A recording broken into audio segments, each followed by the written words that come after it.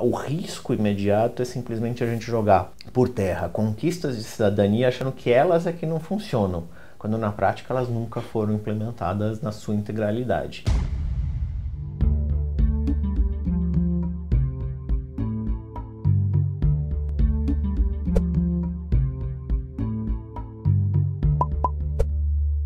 A questão da segurança pública no Brasil é absolutamente central. Realizamos muitos debates, conhecemos muitos dados e muitos estudos, debatemos isso a fundo, elegemos políticos que nos falam acerca desta temática e de seus desafios, e este ano em especial, de 2018, observamos a segurança pública sendo trazida para a lógica eleitoral, tanto em diversos estados brasileiros que convivem com seus principais desafios, quanto o próprio plano federal. Renato, a gente tem um fórum brasileiro de segurança pública. O que exatamente tem por objetivo constituir uma organização dessa natureza e quais são os desafios que vocês têm enfrentado ao longo dos últimos anos? Dantas, o Fórum é uma entidade criada em 2006, a partir da ideia de que, naquele momento, nós tínhamos um consenso, que ele ainda permanece hoje, mas que era importante como um pontapé inicial de que nós tínhamos tanto produção de dados, de pesquisas, quanto trabalhos cotidianos de policiais brasileiros que em geral falavam até as mesmas palavras, mas tinham significados completamente diferentes. Em 2006 nós nos reunimos, cerca de 40, 50 pessoas, e criamos uma instituição que ela tem como finalidade fazer circular conhecimento qualificado, com evidências sobre segurança pública.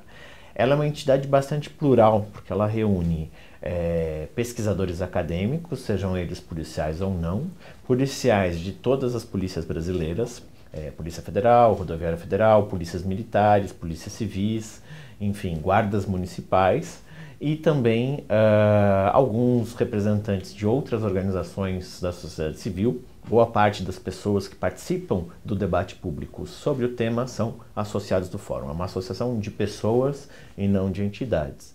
A gente tem dois grandes eixos de trabalho que se desdobram depois nos vários temas de atuação, mas dois grandes eixos. Um é aproximar esses segmentos. Nosso principal canal, nosso principal produto institucional uma atividade que a gente chama de um encontro anual, que já reuniu aí quase 10 mil pessoas em todas as edições, para discutir temas mesmo sobre como fazer policiamento, como discutir prevenção, como fazer repressão qualificada, enfim, questões práticas do dia a dia da segurança.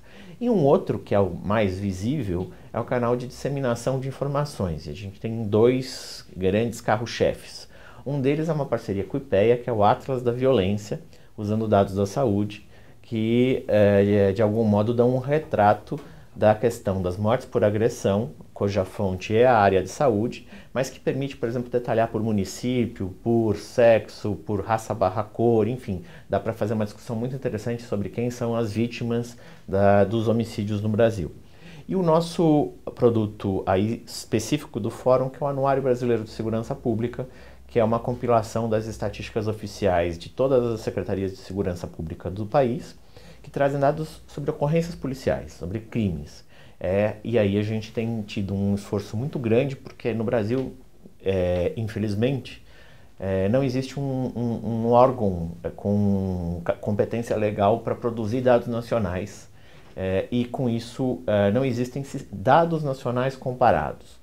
Hoje somos nós, o Fórum, que produzimos por meio do anuário a informação que acaba sendo usada na imprensa, que acaba sendo usada no setor privado, nas demais ONGs. Boa parte das informações que a gente, nesses últimos anos, nos acostumamos a citar, 11 pessoas são vítimas de estupro por minuto, por hora no país. Então, esse dado veio da gente. Então, essas frases que a gente, temos mais homicídios do que na guerra da Síria, esse dado veio da gente, enfim. É uma forma da gente pautar o tema da segurança pública, menos no impressionismo do debate político-ideológico e mais com evidências. Acho que essa é a principal bandeira da gente, numa tarefa muito árdua de fazer com que os dados virem informações. seja, a gente tem dados fragmentados, muitas vezes incomparáveis, e a gente leva um tempo muito grande padronizando, compatibilizando, gerando insumos para o debate qualificado. Por isso acaba tendo um impacto bastante grande na mídia. No que diz respeito a essa capacidade de gerar um dado qualificado, claro que a gente precisa gerar também um interlocutor desses dados qualificado. O fórum faz um trabalho extremamente desafiador, mas por vezes não consegue comunicar sozinho tudo aquilo que produz. Parte daquilo que o fórum produz, muito provavelmente, é comunicado à sociedade ou a grandes parcelas da sociedade pelos meios de comunicação. Exato. E por vezes os meios de comunicação sensacionalizam demais informações sobre violência, principalmente.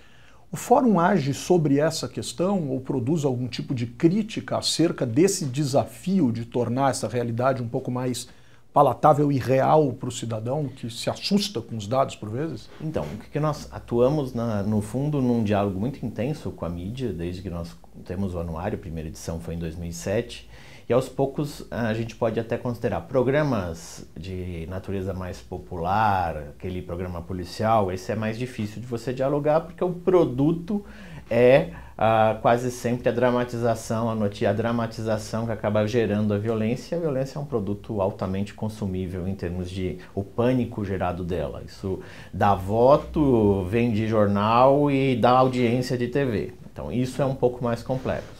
Mas em termos de disseminação do problema brasileiro, a gente tem conseguido uma boa parceria com todos os tipos de mídia, sejam mídia regional, local, as mídias nacionais, as TVs. Hoje a gente tem, por exemplo, nossos dados chegam em média, toda vez que a gente faz uma divulgação, entre 100 e 110 milhões de pessoas, pelas nossas apurações. E aí, na discussão da forma como a gente está construindo, porque a relação com a mídia não é uma relação que a gente vai ensinar a mídia a fazer, não, muito pelo contrário.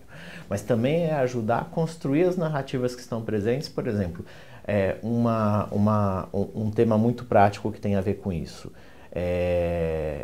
Alguns anos atrás foi muito comum a gente dizer que existe um padrão epidêmico de violência. Acima de 10 virou uma epidemia de violência, abaixo de 10 não.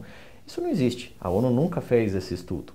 E aí a gente vai mostrando isso e mostrando, olha, o que existe é uma alta taxa de criminalidade, de violência, e o que está embutido numa coisa, o que está embutido na outra. O que significa falar de homicídios no Brasil? Quais são os componentes? E aí você vai desdobrando temas e vai entendendo as agendas das políticas públicas. O Fórum tem tido uma participação muito forte no diálogo com atores públicos, com governos estaduais, municipais, com o governo federal, com organizações como o Banco Mundial, o BID, ONU e também com outras organizações da sociedade civil. Agora, nossa atividade sempre é uma atividade de qualificar o debate. Então, a gente não vai acabar fazendo, por exemplo, uma atuação mais na ponta, porque isso é uma tarefa que seria hercúlea e ter um dado já é um desafio no Brasil, por incrível que pareça. Sua pergunta é interessante porque quase sempre quando a gente conversa com financiadores e setor privado, eles olham e falam, mas o que vocês estão fazendo é uma atribuição do poder público. Falei, em tese, com certeza. Mas enquanto o poder público não faz e existem várias razões para isso, alguém precisa fazer. Porque senão a gente fica refém do medo, do pânico que vai sendo gerado eventualmente por uma dramatização de um programa de sensacionalista na TV ou na rádio. Então, o que a gente faz é verdade, uma tarefa que em outras áreas foi suprida pelo Estado, como saúde, como educação. Na educação a gente tem o INEP, na saúde a gente tem o SUS, o DataSUS. Então, isso, a princípio, é algo óbvio. Mas enquanto não fica pronto? É papel da sociedade civil mostrar o problema da forma e do tamanho que ele realmente tem, e não entrar na dramatização e fazer, dar combustível para o medo, para o pânico, enfim, que aí sim é um péssimo aliado, um péssimo conselheiro. Você tocou em poder público, políticas públicas e eleições, né? São termos aqui que a gente já colocou sobre a nossa mesa. No processo eleitoral, os ânimos por vezes se adensam e se esticam e a gente tem ouvido interpretações distintas acerca de como enfrentar essa onda de violência ou esse universo da violência que a gente vive sob ele de forma mais densa ou menos densa em determinados momentos, em determinadas regiões, a despeito das variáveis que possam explicar esse fenômeno. A gente tem talvez duas grandes narrativas, e aí a minha questão é saber se elas são complementares ou se efetivamente elas são conflitantes e em que medida que elas poderiam ser vistas dessa maneira.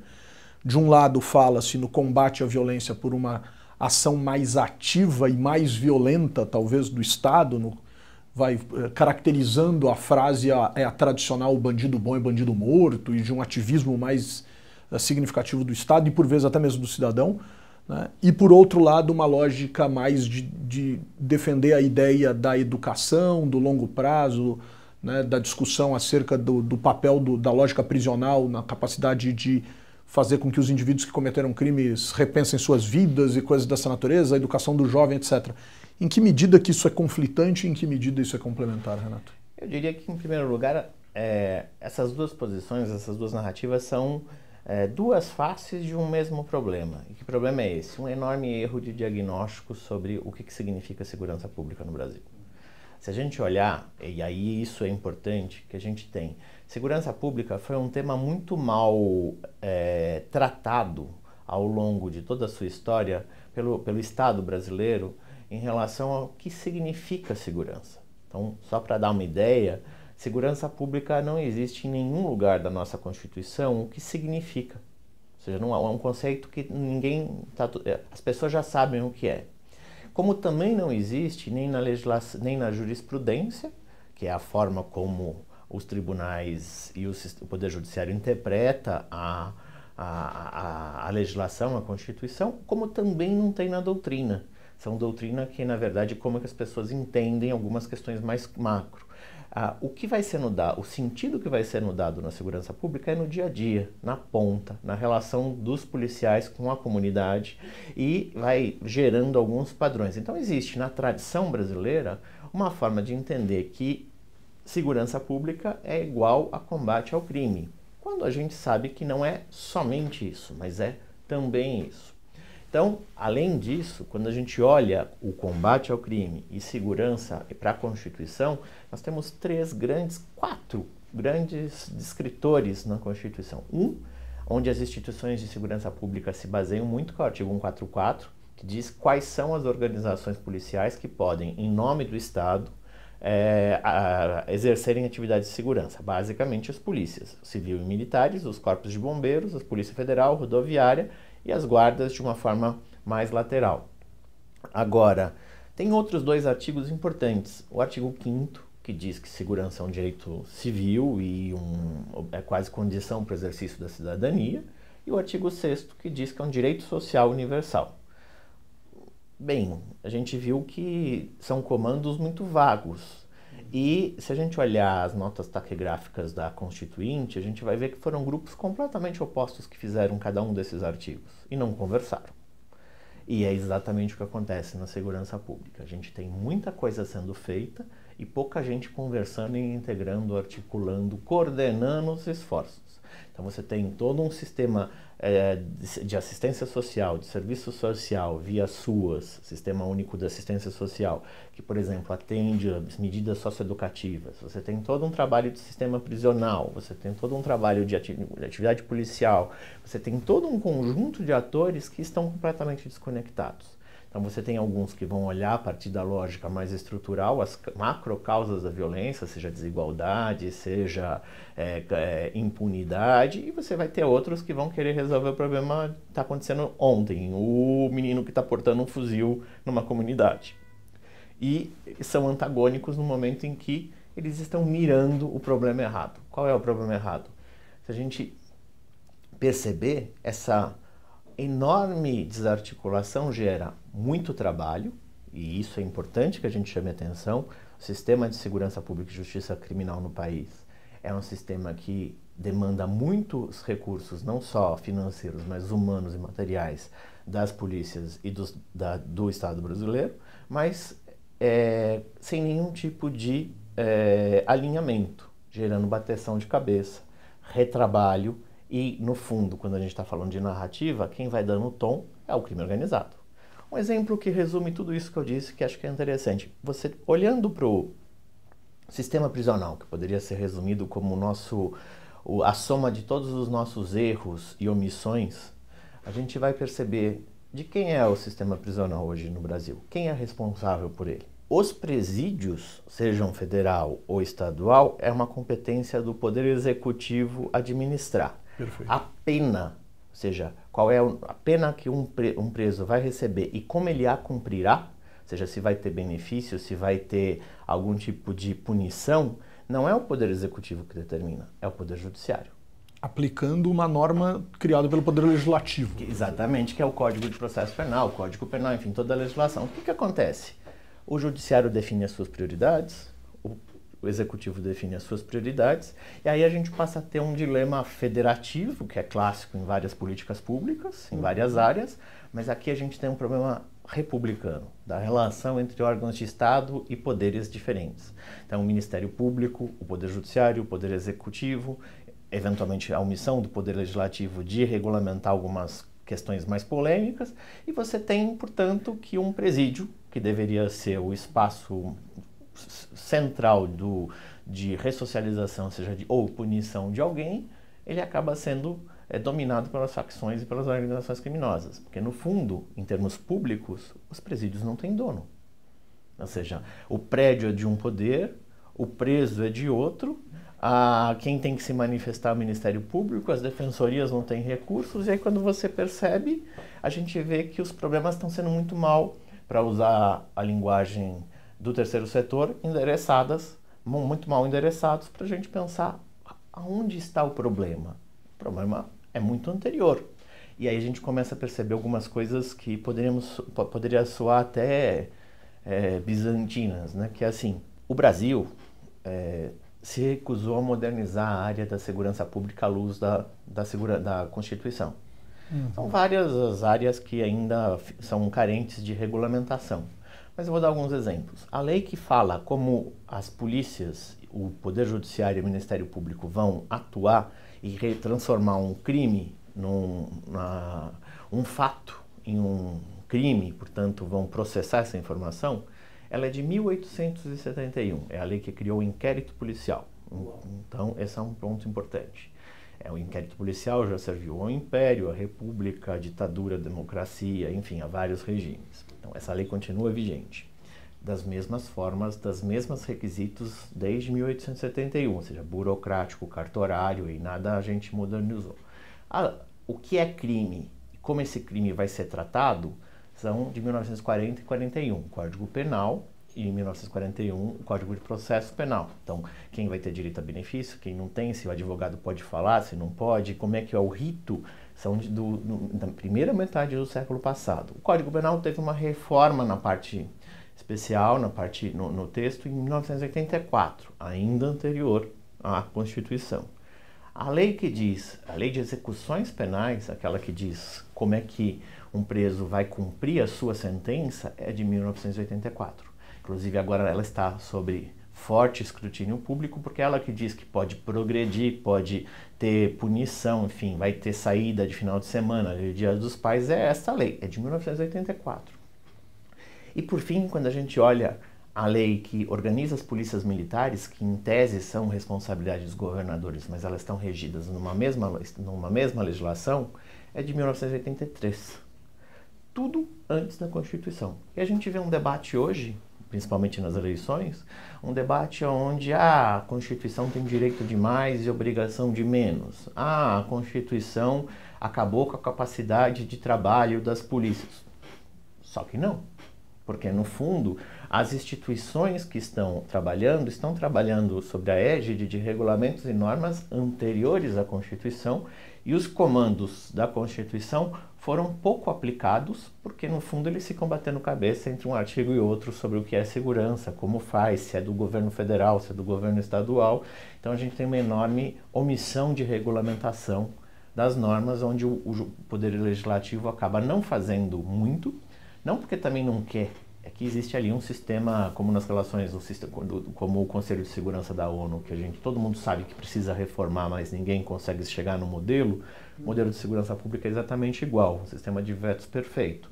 Todo mundo sabe que precisa mudar, mas como ninguém consegue fazer a sua versão, impede que a do outro seja aprovada. Agora, nesse sentido, quer dizer, a gente tem aí uma grande dificuldade de um relacionamento entre os poderes, né? Até porque a gente falou em executivo e judiciário, mas quando existem crimes que geram grande comoção, o legislativo sai tentando aprovar alguma coisa, ou dizer que já tinha pensado em algo, etc. Quer dizer, a gente tem efetivamente um problema de articulação entre os três poderes, a gente tem um problema de articulação entre as esferas de poder, né? Um prefeito odeia quando é anunciada a construção de um município, de um presídio no seu município, por exemplo, né? Diz que enterra a campanha e coisas dessa natureza. Então a gente também tem um problema entre as esferas de poder. E eu entendi que também pode existir um problema, Renato, como você bem observou, de unificação de dados, e muitas dessas informações são colhidas estadualmente, e por vezes um dos grandes papéis do fórum talvez seja exatamente essa de tentar padronizar dados que estados contabilizam ou organizam de forma equivocada. Fica a sensação que, então, que a gente está enxugando gelo quando está discutindo, como você bem observou, de forma equivocada algo que é muito mais profundo, quer dizer, a sociedade precisa efetivamente mergulhar em algo mais profundo. E, emendando essa pergunta, nós temos um Congresso Nacional eleito nas eleições de 2018 sob um semblante talvez um tanto mais conservador do que aquele que já estava sendo criticado por ser conservador, eleito em 2014. Se nós conseguirmos avançar para algum tipo de mudança, vai ser uma mudança que carrega consigo, e não estou chamando isso de defeito nem qualidade, mas de uma característica mais conservadora do Estado em relação ao combate ao crime? Então, acho que a gente tem que olhar em perspectiva de que esse problema de errarmos um diagnóstico tem sido recorrente tanto em governos mais conservadores como em governos dito mais progressistas. Porque uma questão fundamental sobre a segurança pública é que os governos muitas vezes abandonam a agenda para as polícias, e as polícias vão fazer aquilo que elas estão reguladas para fazerem, como eu expliquei, que a legislação é antiga e obsoleta e precisaria ser modernizada. Então, independente da matiz política ideológica, a forma de fazer segurança pública responde a um certo centro de política criminal e penitenciária que é quase como um centro magnético, vai impedindo mudanças. Então, nós temos o Estado de São Paulo, o Estado do Rio, o Estado do Amapá, com altíssimas taxas de letalidade policial, por exemplo, mas eu tenho a Bahia também, e a Bahia, por exemplo, é de um governo de esquerda. Os padrões são os mesmos, ou seja, não é uma questão de direita ou de esquerda, é uma ideia sobre o que a gente faz com como é que a gente lida com a questão, e no Brasil a gente se acostumou a lidar com a questão como se ela fosse uma dimensão meramente criminal. Quando, no fundo, eu acho que esse é o centro da questão para pensar uma modernização, que é a gente não está olhando para a questão da violência. A violência no Brasil ela foi sendo aceita como resposta para mais violência, ou seja, eu tenho, seja governos de esquerda, de direita ou de centro, eu posso aceitar que o Estado cometa violações para poder eventualmente conter o crime que está corrompendo o país, que está matando a população, a juventude. Então, eu aceito que a violência seja uma ferramenta à disposição do poder público. Eu também aceito, e foi naturalizado até pouco tempo atrás, questões de que a violência de conflitos interpessoais, sociais, a violência doméstica contra a criança, a questão dos assédios, enfim, a sociedade brasileira é uma sociedade perversamente violenta nas suas relações cotidianas, ou seja, não é só o poder público. E a gente também aceita que facções e organizações criminosas dominem territórios de forma perversa, fazendo com que a gente não tenha cidadania nesses lugares, por mais que em geral sejam lugares às vezes até mais pacíficos que outros lugares, mas é uma cidadania, uma pax anticivilizatória. Então, qual é a questão? A gente não está olhando, o Brasil não está olhando para a redução da violência. Porém, se a gente olhar para o que está acontecendo no mundo e na América Latina, e eu sempre gosto de usar o termo alemão do Zeitgeist, lá do espírito do tempo, é um espírito do tempo de retrocesso conservador. É um espírito do tempo que vai mostrar que, então vamos voltar como era antes. Só que o que já era antes, e acho que essa é a grande questão, era um antes que não foi, que continua sendo aplicado. Então a gente está quase que criticando e desmontando o arcabouço de cidadania inaugurado em 88, só que no campo da segurança pública e da justiça criminal a gente nem chegou a implementar as políticas. Nós conseguimos mudar os discursos, nós conseguimos fazer com que as pessoas pensem em uma série de outras agendas. Também não existe só má notícia, mas a gente mudou só a gramática, a gente não mudou a forma de trabalho. E eu acho que agora, nessa onda neoconservadora que tem assolado Estados Unidos, o restante da América Latina, o Brasil, a Europa e vários outros lugares, Turquia, o risco imediato é simplesmente a gente jogar por terra conquistas de cidadania achando que elas é que não funcionam, quando na prática elas nunca foram implementadas na sua integralidade. Talvez no discurso, talvez nas prioridades, mas nunca na sua integralidade. E para mostrar, para ter evidência disso, a gente pode olhar tanto no campo da informação, não há compatibilidade, não há compatibilização, a gente pode olhar tanto na questão das finanças públicas, ou seja, é um verdadeiro caos, mas a questão da informação revela muito dessas disputas. Então, por exemplo, voltando à questão do sistema prisional, eu tenho, de um lado, o poder executivo produzindo informações com um sistema que diz que eu tenho 760 mil presos no Brasil atualmente. Depois eu tenho outro, que é o poder judiciário, dizendo que presos ele só considera os regimes fechados, então, portanto, eu teria 320 mil presos. Mas espera, tem algum problema, porque nós temos mais ou menos 350 mil vagas. Se só fosse esse o problema, eu não teria situações como o de Pedrinhas em 2010, eu não teria Alcaçuz no Rio Grande do Norte, eu não teria o Compage no Manaus, eu não teria Goiás, enfim, todo começo de ano uma rebelião muito intensa com mortes, com decapitações, em função também das condições prisionais. Então, há uma enorme dissociação entre o problema real e o problema que o Estado vai considerando como um problema na agenda, ainda mais num ambiente, num espírito do tempo mais conservador, que a gente, então assim, temos que ficar bastante alertas, porque a gente está trabalhando, está vivendo como se fosse uma sala de espelhos. A gente está olhando para um problema, mas ele não necessariamente ele está no lugar onde a gente está olhando. Pode ser que ele esteja do nosso lado e a gente esteja simplesmente esquecendo, passando por cima dele e acreditando que a solução seja aniquilar um inimigo que, no fundo, é o próprio cidadão brasileiro. Quer dizer, nesse sentido, a gente precisaria pensar numa modernização de algumas ações ou de algumas atitudes ou de algumas penas, inclusive. Quer dizer, como é que a gente pode trabalhar numa ideia de discutirmos, de um lado, penas alternativas, por exemplo, de outro lado, um adensamento da punição, passando por aspectos relacionados, por exemplo, a um Estado que por vezes sequer consegue punir de acordo com o que a lei estabelece. Quer dizer, nós também temos e verificamos claramente que poucos crimes são elucidados no Brasil, a despeito de em outros países isso também poder acontecer, mas estamos aí olhando para a nossa realidade. Quer dizer, eu puno pouco, tem gente que diz que as punições precisam ser alternativas e tem gente que diz que as punições precisam ser adensadas. Quer dizer, mais uma vez a gente cai nessa armadilha de olhar para o problema e sequer consegui-lo enfrentar da maneira mais adequada? No fundo, a gente não está olhando com evidências, a gente está olhando com paixões, e eu acho que esse é o grande drama. O que a gente tem que olhar, por exemplo, é que a gente vive um paradoxo de seletividade penal de um lado, ou seja, tem um público muito específico sendo mais preso, sendo morto, que é um público de periferia, os negros, os jovens, e se a gente for olhar para o que está acontecendo ali, são jovens, em geral, associados aos flagrantes das polícias militares. Então, o que está sendo visto são os crimes de menor potencial ofensivo, claro que sempre tem algumas questões, então, assim, são crimes ligados a drogas, a patrimônio, esse está indo preso. Não obstante, o Brasil tem uma enorme dificuldade de discutir a questão da droga. Então, acho que esse é um ponto. Não estou dizendo que tem que legalizar ou não, tem que dizer discutir.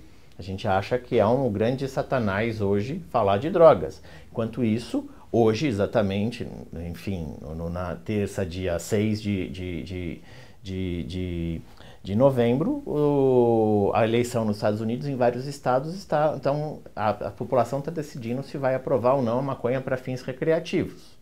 E vários já têm isso. Então, ou seja, a gente já saiu da ideia de guerra às drogas em muitos países para discutir o impacto que elas têm na vida da população. Ao contrário do que a gente imagina, não, elas têm impacto sim, na saúde, no comportamento individual e na segurança. Então, na economia, e vários países estão fazendo essa discussão. No Brasil, a gente nem pode chegar perto disso, porque parece que a gente está querendo apoiar traficante, tem um componente moral ainda que transformou esse problema num tabu. Mas mais do que isso, quando a gente olha o outro lado do paradoxo, a gente vai perceber que a gente vive uma profunda impunidade em quase todos os temas que envolvem violência, quase todos os temas que envolvem crimes contra a vida. Então, nós temos algumas situações onde eu não consigo investigar os homicídios, a taxa média de esclarecimento no Brasil é de 23%, é um número até maior do que nós imaginávamos. A gente não consegue aumentar o percentual de pessoas presas por homicídio no Brasil. Nós temos, pelo menos nos últimos 15 anos, por volta de 11%, 13% de pessoas presas por homicídio, enquanto que a população saiu de 300 para 760. Eu sempre continuo com 10%, 12% de presos por homicídio. Ou seja, eu não estou prendendo o homicida, estou prendendo outra coisa. E aí, por que a gente precisa estar proporcionalmente falando? Eu não estou... tenho uma enorme dificuldade de prender e punir estupradores, até por questões morais. Eu fico perguntando se a menina estava usando a mini saia às 11 horas da noite e não o que aconteceu para que a gente identifique o estuprador. A gente fica fazendo um julgamento moral da vítima, culpabilizando a vítima e esquecemos da questão das estruturas fornecidas pelo Estado, como, por exemplo, salas de depoimentos, sistemas de acolhimento, redes de atendimento às mulheres vítimas de abusos e violências sexuais, e a gente fica, então, dizendo, o problema agora vamos investir em mais armas, mais viaturas e mais prédios. Não, não necessariamente. A gente pode, hoje, avançar em várias outras agendas de natureza tanto incremental como de estrutural, de mudança de legislação, para quebrar esse paradoxo. Esse grande paradoxo vai nos fazendo com que a gente mine a confiança da população nas instituições. As polícias são instituições que gozam de pouquíssimo prestígio social, e a gente vai gerando também no profissional de segurança um sério problema, porque as pessoas, ao mesmo tempo que precisam da polícia, a polícia é a razão de ser do Estado, se você pensar, o monopólio da força e dos tributos, e ao mesmo tempo, quando precisa que a polícia atue, sempre há um medo, uma desconfiança sobre como é que vai ser o comportamento, e você vai criando situações desse tipo. Então, de fato, nós temos uma situação onde o paradoxo nos leva a ter no debate público pessoas que acham que precisa endurecer. Bem, se eu só esclareço 23% dos homicídios, que adianta eu endurecer e pôr prisão perpétua? O que eu faço com os outros 77% dos casos? E olha que eu estou falando de homicídio, poderia ter vários outros crimes com percentuais muito menores. Como é que eu invisto na melhoria da investigação? Tem uma peça processual que é o inquérito, que nasceu em 1871, já está mais do que na hora, com tecnologia, com avanços, de mudar um pouco, né? Mas não, a gente não consegue. As escolas de direito no Brasil têm uma enorme resistência de pensar o que seria uma nova peça processual.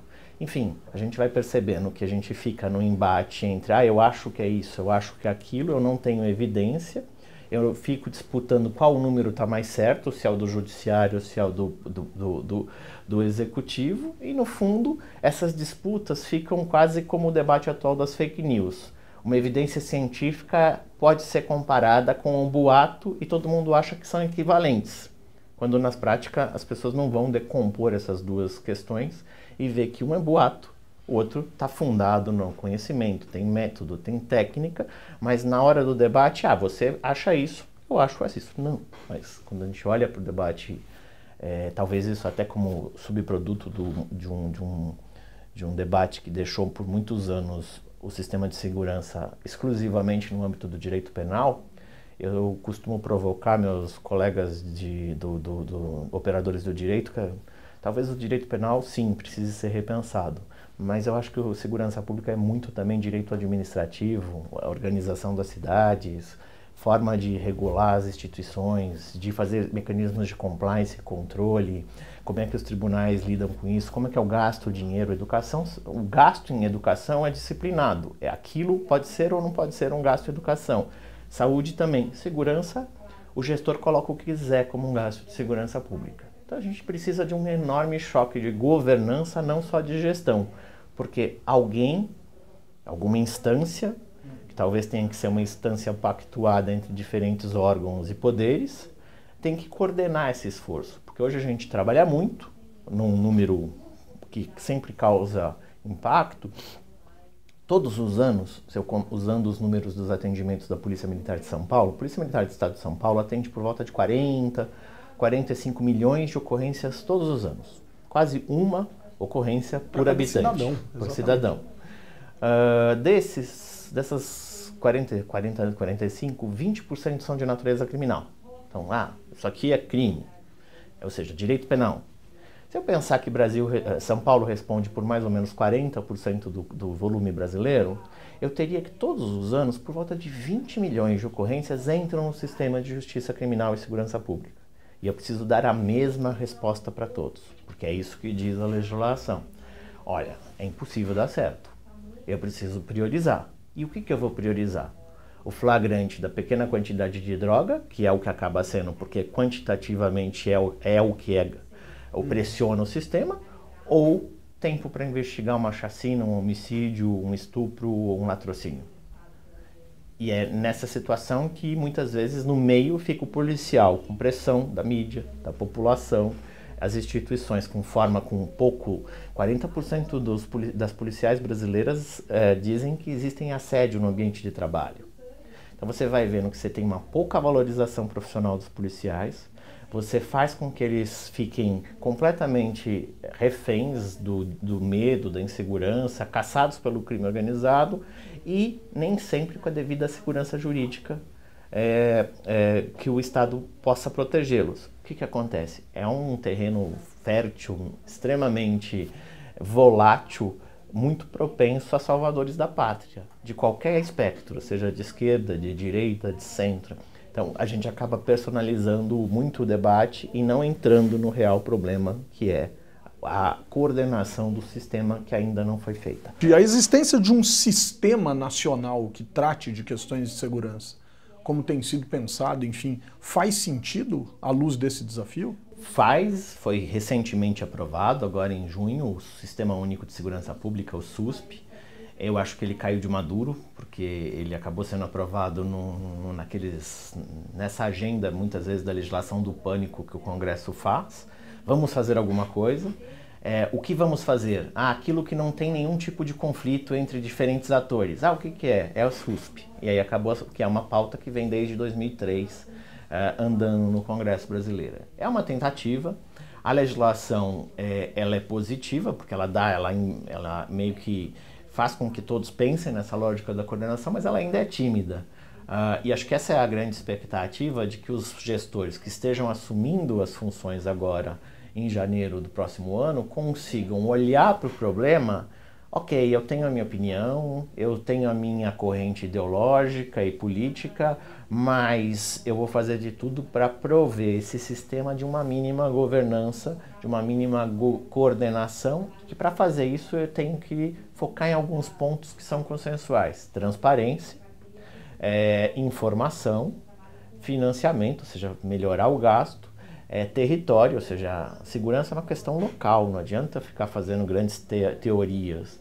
E também a formação e a valorização dos policiais. Se a gente fizer isso, acho que a gente consegue vencer o problema. Ele é grande, ele é complexo, mas tem muita gente pensando sobre ele. Eu acho que a gente não tem porquê não acreditar que é possível debelá-lo. Um problema dos mais complexos, indiscutivelmente um problema que passa por todos os poderes, por todas as esferas de poder e pela forma como nós enxergamos o problema. O Brasil conversou com Renato Sérgio de Lima. Renato, muitíssimo obrigado.